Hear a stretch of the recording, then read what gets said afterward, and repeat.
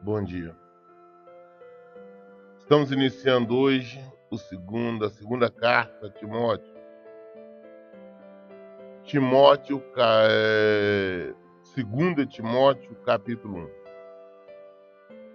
Paulo, apóstolo de Jesus Cristo, pela determinação de Deus, de acordo com a promessa da vida que está em Cristo Jesus. Como sempre nós fazemos questão de frisar, é o cumprimento de Paulo no início das cartas, né? No início, ele sempre falando que ele é um apóstolo de Cristo, por determinação, por ordem de Deus. Isto de acordo com a promessa da vida, né? Que está em Cristo Jesus. A carta ele está mandando para Timóteo, a Timóteo, filho muito amado, graça, misericórdia e paz proveniente de Deus e de Cristo Jesus, nosso Senhor. Cumprimento cristão de Paulo. Rendo graças a Deus, a quem sirvo com a consciência limpa, como o serviram meus antepassados, ao lembrar-me constantemente de ti, noite e dia, em minhas fervorosas orações. Eu dou graças a Deus, a quem eu sirvo, a quem eu sou servo. Eu faço isso com a consciência limpa e lembrando sempre de ti nas minhas orações fervorosas. Então Paulo está dizendo que ele é fervoroso em orar. Não são aquelas orações que eu chamo de água com açúcar, aquela Deus me dá, se pode, não. É orações firmes, orações de combate, orações de agradecimento, orações pleiteando por alguma coisa ou por alguém. Aqui no caso, nas orações fervorosas, ele clamava por Timóteo. Recordo-me das tuas lágrimas e desejo muito te ver, para que possa encher meu coração de alegria novamente. Aqui não é as lágrimas que Paulo está se referindo, que lembra das lágrimas de Timóteo, não é lágrimas por um sofrimento, uma dor. Dor sim, dor da saudade, da partida. No momento da partida de Paulo, ele ali ficou triste, ele chorou. Então é isso que Paulo está falando. Eu lembro, na hora ali que eu estava viajando, eu estava saindo, você estava triste, você estava chorando. Eu lembro disso e pretendo te ver novamente, estar com você novamente, para que meu coração possa, então, estar alegre e cheio de alegria. Da mesma forma, trago na lembrança a sua fé não fingida, que primeiro habitou na tua avó Lóide e em tua mãe Eunice, e estou convencido de que também habita em ti.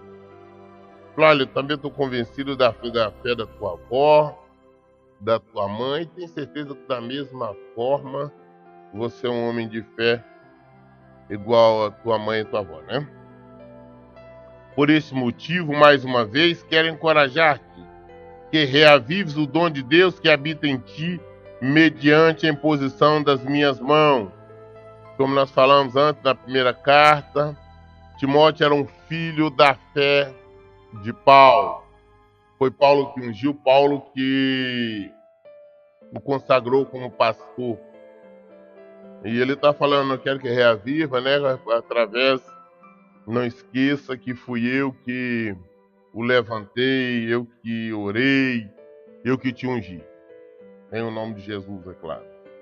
Porquanto Deus não nos concedeu espírito de covardia, mas de poder, amor e de equilíbrio. Nós cristãos não temos que ter medo de nada. Nós temos que ter medo simplesmente de nós perdermos a nossa salvação. Nós temos que andar de acordo com a palavra de Deus, independente do que nos aconteça. Falar em todo o tempo do Evangelho, viver de acordo com o Evangelho do nosso Senhor Jesus Cristo.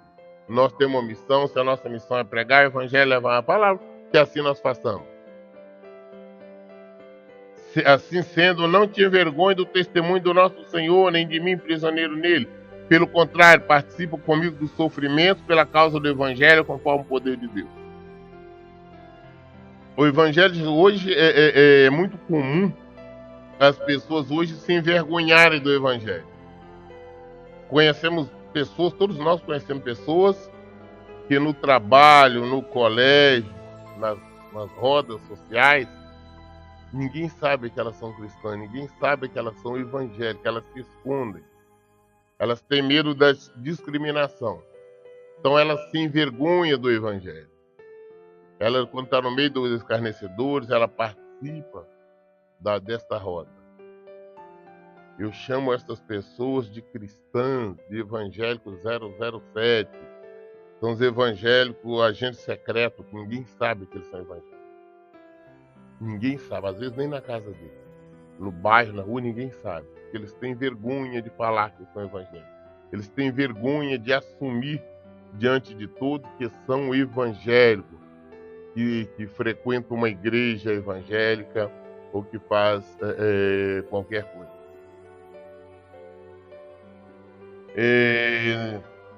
Pois ele nos salvou e nos chamou com sua santa vocação, não em virtude das nossas obras, mas em função da sua própria determinação e graça. Esta graça não nos foi outorgada em Cristo Jesus desde os tempos eternos, e que nesse dia se manifestou pelo aparecimento do nosso Salvador Jesus Cristo, que aniquilou a morte e trouxe a luz, a vida e a imortalidade por intermédio do Evangelho. Jesus, através do seu Evangelho, ele nos deu vida, salvação, ele nos libertou, ele aniquilou a morte. Nós recebemos isso aí em Jesus, só que para que nós possamos vir desfrutar desses benefícios, dessas benesses, é necessário que nós pratiquemos o Evangelho. Se não vivemos o Evangelho, nós não estamos, nós não vamos receber. Nós não estamos praticando a fé. Porque se eu tenho fé em Jesus, se eu creio na palavra dele, se eu creio que ele veio para nos salvar, eu vou seguir as ordens dele, as determinações dele. Se eu não estou seguindo, porque eu não creio. E sem fé é impossível agradar a Deus. Se eu não creio, eu não vou ser salvo. Deste evangelho fui constituído pregador, apóstolo e mestre. Paulo dizendo: por esta causa também sofro.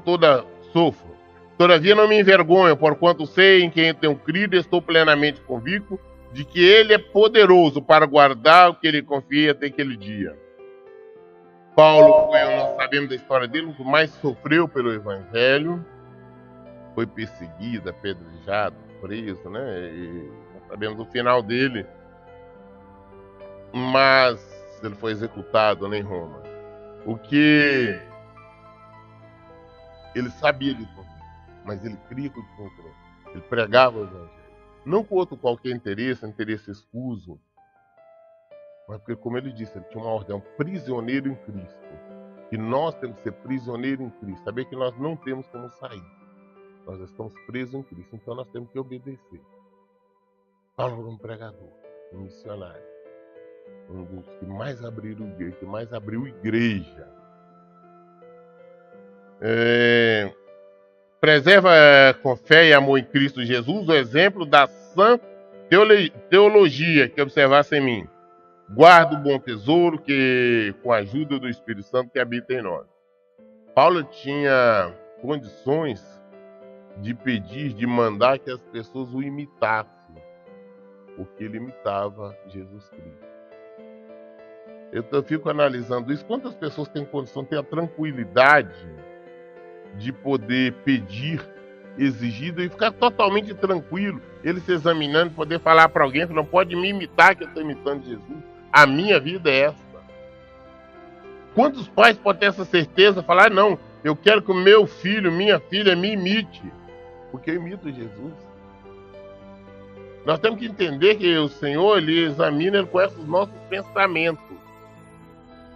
Será que o nosso pensamento, a nossa conduta, todo o nosso ser está de acordo com Cristo?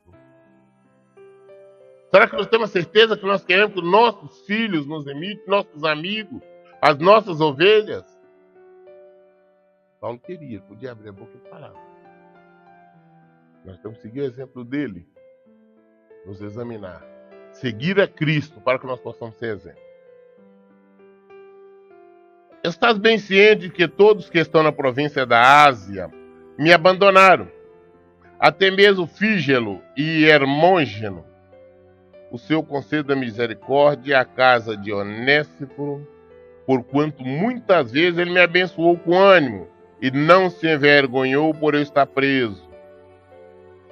Ele começa citando aqui dois que o abandonaram, né, ele estando preso. Ele foi abandonado, ele cita o nome dos dois, que nós não sabemos maior informação a respeito deste Fígelo e Hermógeno.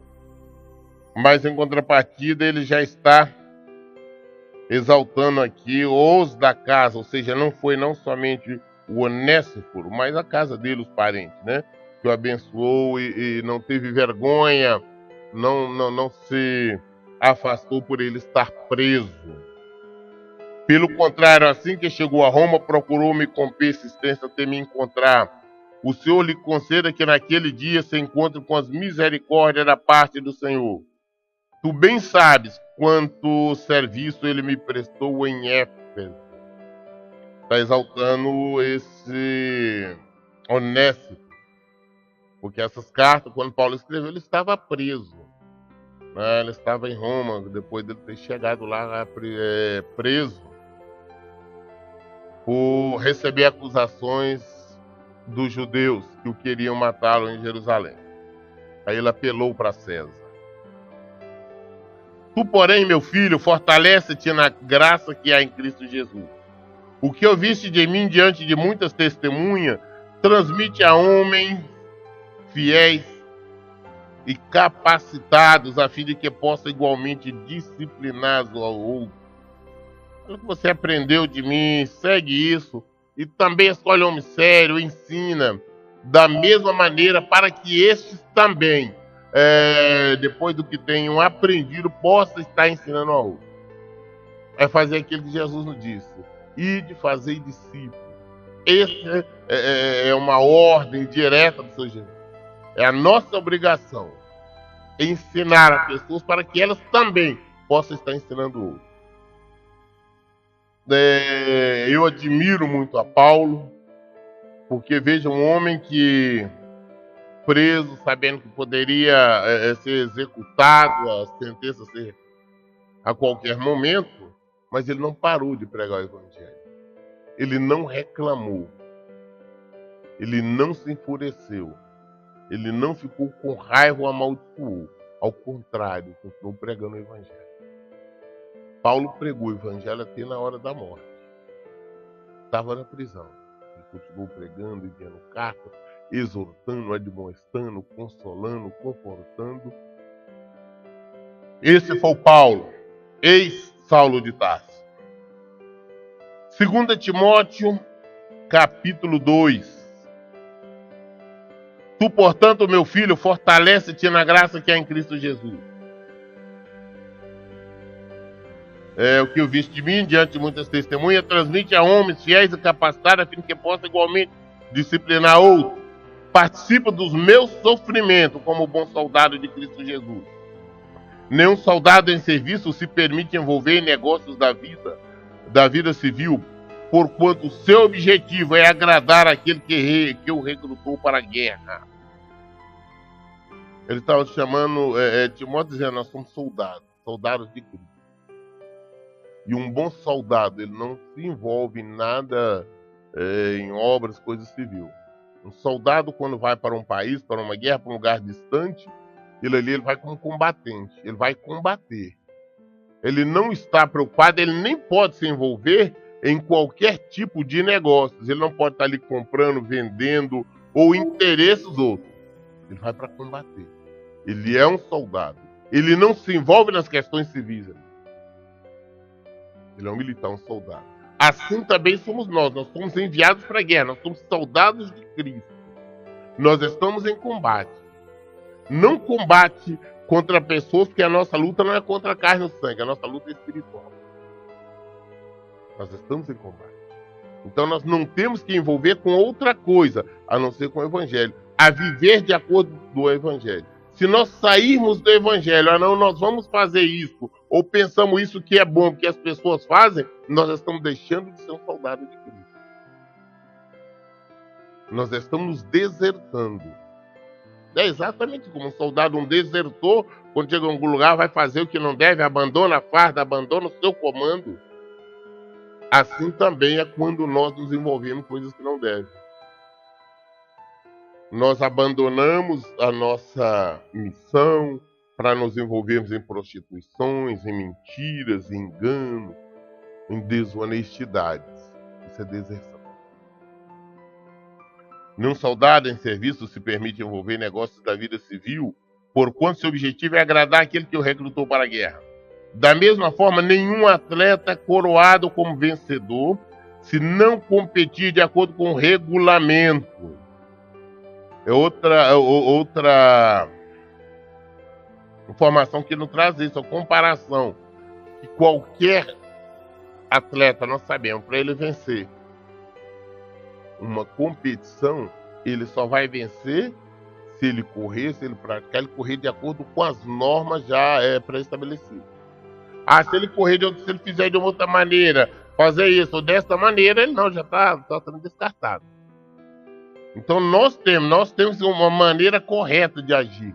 É essa que Jesus nos manda, não tem outra maneira. Como o povo diz, não, Deus escreve certo com a linha torta. É mentira, Deus escreve certo com a linha certa. Nós não podemos desviar. Se esse é o caminho, igual Jesus disse, eu sou o caminho, a verdade e a vida. É só por esse caminho que nós temos que passar, não existe outro. Não, mas se eu fizer assim pode dar certo. Não, não dá. Se a palavra de Deus, o Evangelho diz que não dá, não dá. Não adianta tentar. Aos nossos olhos pode dar certo, não adianta o Senhor não. E nós somos servo. O lavrador que trabalha arduamente deve ser o primeiro a participar dos frutos da colheita. Assim que quem planta uma roça, planta ali uma plantação de qualquer coisa, ele é o primeiro a experimentar. Se ele tem um laranjal, ele planta um laranjal, a primeira fruta ele não vai vender, ele vai experimentar a laranja para ver se é boa realmente, se é doce ou não. Isso com qualquer coisa, se é café, se é feijão, não importa. Ele é o primeiro.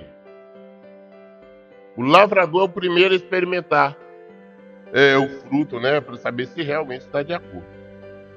O lavrador que trabalha arduamente deve ser o primeiro a participar dos frutos da colheita. Pensa bem sobre o que estou afirmando, pois o Senhor te fará compreender tudo isso. Recorda-te de Jesus Cristo, ressurreto dentre os mortos, descendente de Davi, segundo o meu evangelho. Para tudo que eu estou falando, você vai meditar direitinho, você vai entender, porque o Senhor, o Espírito Santo vai fazer você entender tudo isso. Como se deve andar, como se deve viver, como se deve praticar o evangelho. Recorda-te de Jesus Cristo, ressurreto. Não está mandando lembrar de Jesus Cristo, aquele que andou correndo, aquele já ressurreto, aquele que tinha morrido, mas que tinha ressuscitado, e pelo qual sofro a ponto de ser preso como criminoso, mas a palavra de Deus não está algemada. Por causa dele, por causa de Jesus Cristo, eu sofro ao ponto de ser preso, como eu me encontro aqui hoje preso. Mas a palavra de Deus não está presa, a palavra de Deus não está algemada, a palavra de Deus está indo toda parte. A palavra de Deus é impossível prender. Por este motivo, suporto todas as aflições por amor dos eleitos, para que também eles alcancem salvação que está em Cristo Jesus com glória eterna. Olha, por amor a todos aqueles que já foram eleitos, por amor para que as pessoas sejam salvas, eu suporto as dores, as acusações, as prisões, porque a minha vitória está em Cristo Jesus. Ele é a nossa salvação. Esta palavra é absolutamente digna de crédito. Se já morremos com Ele, da mesma forma com Ele viveremos. Se nós sabemos que o nosso batismo é na morte de Cristo.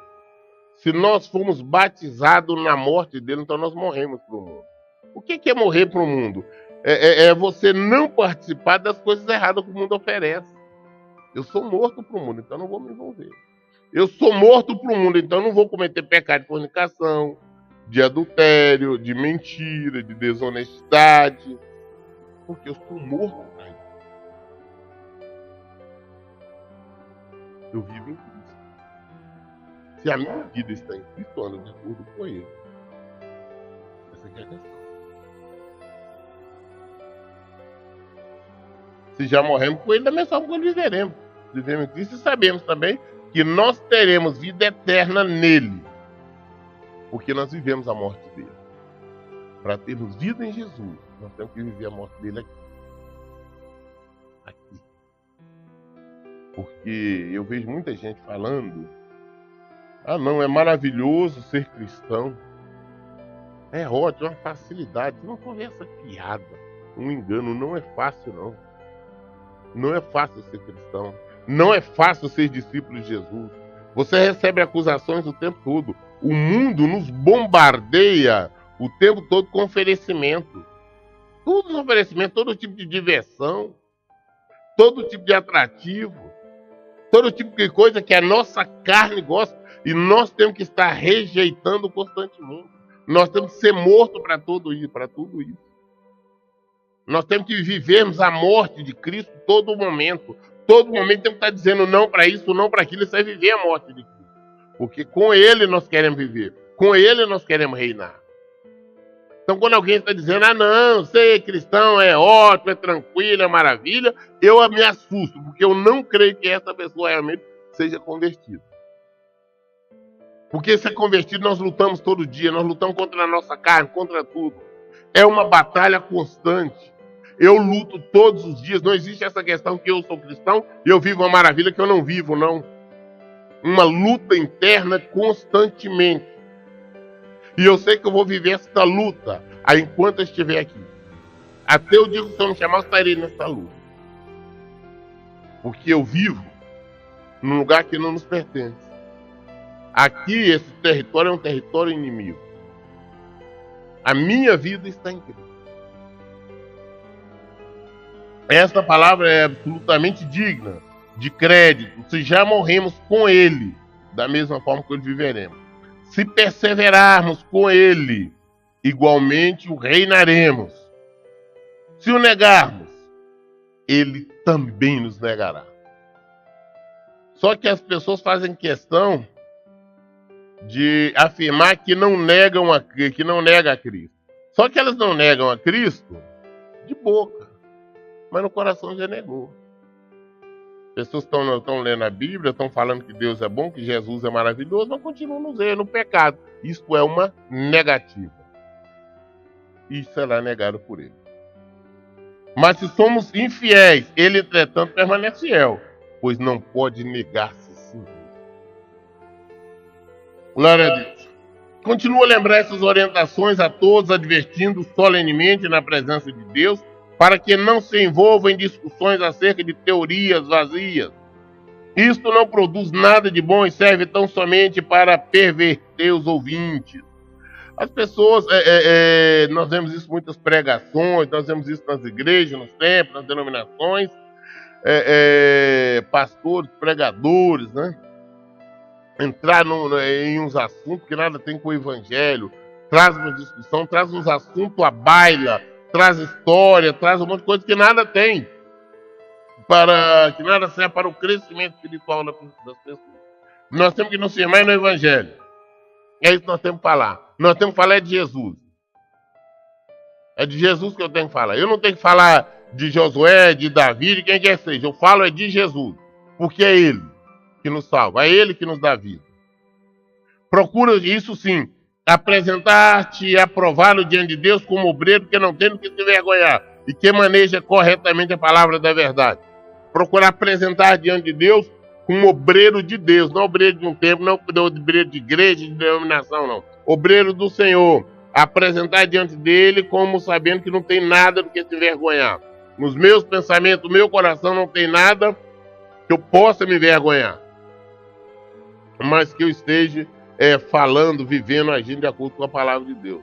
E manejar bem a palavra de Deus. Manejar bem o evangelho. Ensinar bem o evangelho. E não uma outra coisa qualquer. Não teorias malucas, doutrinas, preceitos que não tem nenhuma base bíblica. Temos que vamos fazer isso aqui, ensinar o evangelho. E não nos envergonharmos diante do Senhor. Evita, pois, as conversas inúteis, profanas, Quantos que agem assim promovem ainda mais impiedade. Eu acho interessante, eu tenho visto nos púlpitos, está muito comum pastor, no meio da pregação, entrar para falar sobre futebol. Que time esse, time aquele está ganhando, é por esse e por aquele motivo. Um assunto totalmente impróprio, descabido para se falar no altar, no púlpito do Senhor. É exatamente para trazer confusão, trazer perturbações. Eu não estou dizendo com isso que é ilegal, que é pecado torcer para este ou para aquele time, aquele clube. Mas eu digo que no altar, no púlpito do Senhor, não é para falar sobre isso. Isso é só algum dos assuntos, como entra com vários outros. Geralmente o objetivo é agradar quem está na plateia, é agradar quem está ali, é fazer sorrir, ter qualquer coisa. Mas essa não é a função do Evangelho. Eu tenho que fazer as pessoas sorrirem, se alegrar, levando a palavra da salvação, mostrando para elas que elas podem ser salvas, mostrando para elas que se elas viverem o Evangelho de Jesus Cristo, elas serão salvas. É isso, é essa alegria que eu tenho que levar para elas, e não uma outra qualquer, ou enfurecimento. Evita, pois, as conversas inúteis e profanas, porquanto os que agem assim promovem ainda mais a impiedade. E tais palavras se alastrarão como câncer. Entre esses se encontram Himeneu e Fileto. Eles se desviaram da verdade, proclamando que a ressurreição já aconteceu, e com isso corromperam a fé de alguns. Houve duas pessoas que andaram falando que a ressurreição já tinha acontecido e aqui tinha acabado. É trazendo as teorias, uns ensinos loucos. Constantemente nós estamos vendo isso. Eu prefiro não estar citando porque acaba indicando pessoas, nome ou denominações. Mas, infelizmente, hoje nós vivemos neste mundo denominado gospel, denominado evangélico, denominado os crentes, com um monte de ensinamentos loucos, doutrinas loucas. Pior do que essa do Himeneu e do Fileto. Eles se desviaram da verdade, proclamando que a ressurreição de Cristo já aconteceu, quando corromperam a fé de alguns. Contudo, o firme fundamento de Deus permanece inabalável e autenticado com este selo. O Senhor conhece o selo. E aparta-te da injustiça todo aquele que professa o nome do Senhor. Aparta da injustiça. Todos que professam o Senhor, todos que falam conhecem o Senhor, todos que dizem que amam o Senhor e vivem de acordo com o Evangelho. Numa grande casa há vasos não somente de ouro e prata, mas também de madeira e barro. Alguns para nobre finalidade, outros para desonroso, para fins desonrosos. Numa casa, numa igreja, nem todos que estão ali no templo, na denominação, são realmente pessoas convertidas, são pessoas totalmente do Senhor.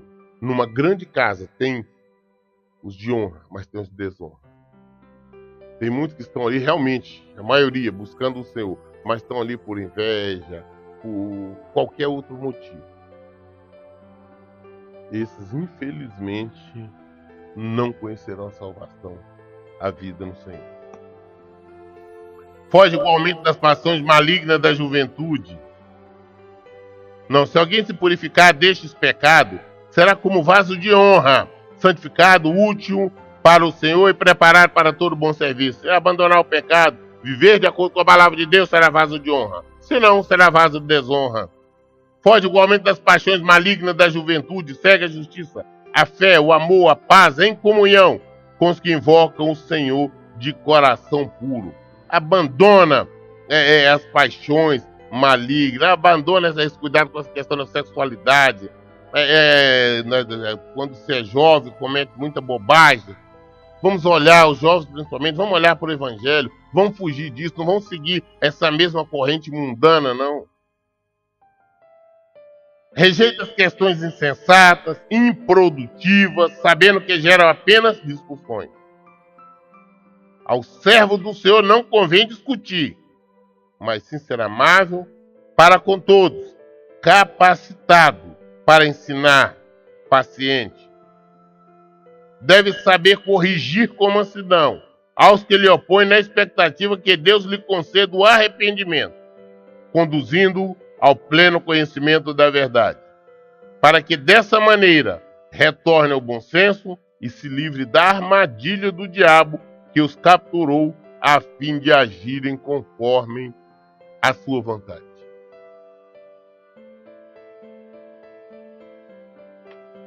Todas as nossas respostas estão no Evangelho. Tudo. Queremos saber alguma coisa? Ler. É o que eu sempre falo. Porque a única maneira que eu tenho de praticar, de eu fazer alguma coisa, eu tenho conhecimento. Conhecimento é isso. Então leia, mas pratique. Você só pode praticar aquilo que você sabe. Aquilo que você tem conhecimento. Para ter conhecimento tem que ler. Então você tem que fazer isso. Ler e praticar o Evangelho de Jesus Cristo. A solução, a resposta, tudo está aqui. Exorto novamente. Lê e pratique a Bíblia. Que Deus abençoe. Então, bom dia. Hoje nós lemos 2 Timóteo até o capítulo... Concluímos o capítulo 2. Amanhã nós iniciaremos o capítulo 3. Bom dia.